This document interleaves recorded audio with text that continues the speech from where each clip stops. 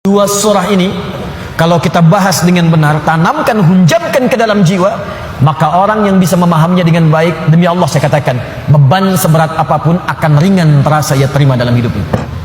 Seakan hidup gak ada beban sepanjang dua surah ini dipraktekkan dalam kehidupan. Karena saya yakin setiap kita itu yang hidup pasti punya beban persoalan. Jadi jangan dikira wajah-wajah yang hadir saat ini, ada yang senyum, ada yang tertawa, belum tentu gak punya masalah.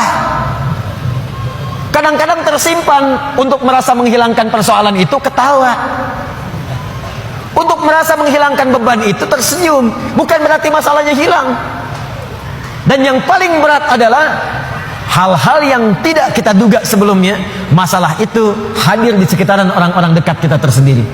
Dan penyebab persoalan itu adalah orang-orang yang tidak kita duga sebelumnya. Abu Jahal itu partner Nabi sebelum masuk Islam. Dalam apa? Dalam persaingan olahraga, sering bergulat juga, dan selalu Nabi menang. Abu Jahal selalu kalah. Sampai seketika dikalahkan oleh Nabi, kalah lagi. Sampai penasaran dengan Nabi. Abu Lahab itu, teman-teman sekalian, paman Nabi, bahkan anaknya menikah kemudian dengan putri Nabi SAW. Tidak mudah. Tapi apa yang terjadi? Beban itu yang paling berat yang ada di sekitarannya. Melebihi beban di kantor, melebihi beban di kampus, melebihi beban di pemerintahan, melebihi beban di pekerjaan. Saya mau tanya pada Anda, bapak yang kerja di kantor, berat mana?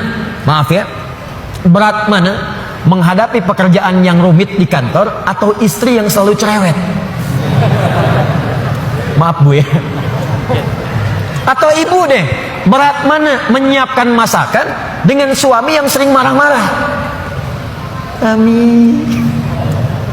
Tidak mudah. Karena itu kalau yang berat saja sudah ringan bagi diri kita, maka yang kecil nggak ada apa-apanya. Yang kecil tidak ada apa-apanya.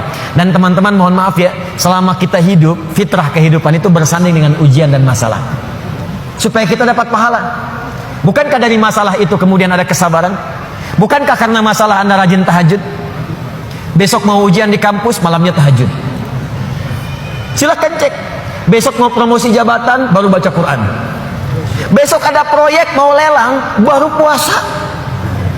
Bukankah dengan semua itu bertambah ada motivasi untuk mendekat kepada Allah? Maka demikian pula hidup berbanding lurus dengan persoalan. Dan persoalan diberikan kepada kita bukan untuk memberikan beban, tapi supaya kualitas hidup kita meningkat. Hanya persoalannya bagaimana mengatasi persoalan itu terasa mudah ketika kita hadapi. Itu poinnya. Jelas sampai sini?